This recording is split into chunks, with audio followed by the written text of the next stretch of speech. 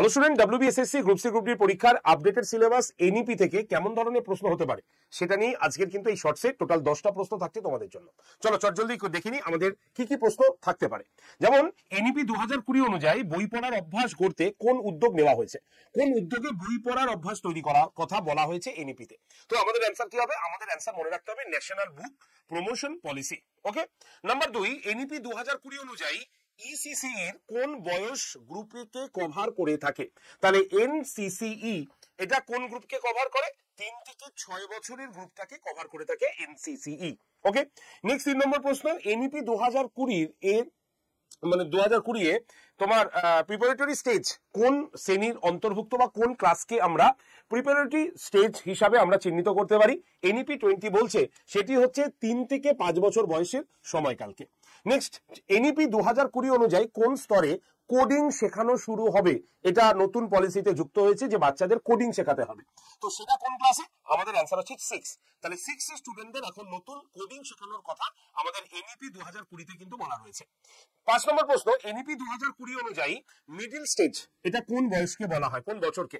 তো জেনে রাখো সেটা হচ্ছে আমাদের কোন স্টেজকে বলা হয়ে থাকে? বি মানে 4 বছর। এছাড়াও 6 থেকে 8 বছর বয়স পর্যন্ত মিডল স্টেজ হিসেবে ধরা যেতে পারে আর কি।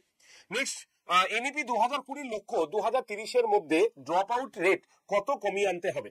তো এটা এনইপি ঠিক করেছে যে 2020 থেকে 2030 এর মধ্যে 10% ড্রপ আউট কমানো হবে। ড্রপ আউট মানে যারা স্কুলে আসছে না, ঠিক আছে।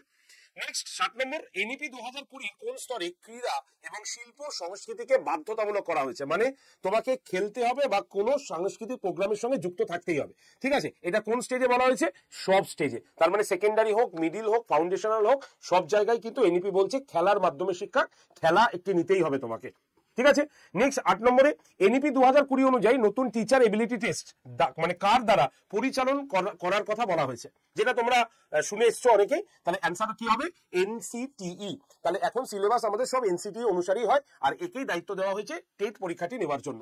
9 নম্বর, এনইপি 2020 অনুযায়ী হায়ার এডুকেশনে ম্যাক্সিমাম ফ্লেক্সিবিলিটি আসে কোন ব্যবস্থার মাধ্যমে? হায়ার এডুকেশনে ম্যাক্সিমাম ফ্লেক্সিবিলিটি আসে কোন? এই একাডেমিক ব্যাংক অফ ক্রেডিটস এর মাধ্যমে হায়ার এডুকেশনের ক্ষেত্রে ম্যাক্সিমাম ফ্লেক্সিবিলিটি নিয়ে আসার কথা এনইপিতে বলা আছে।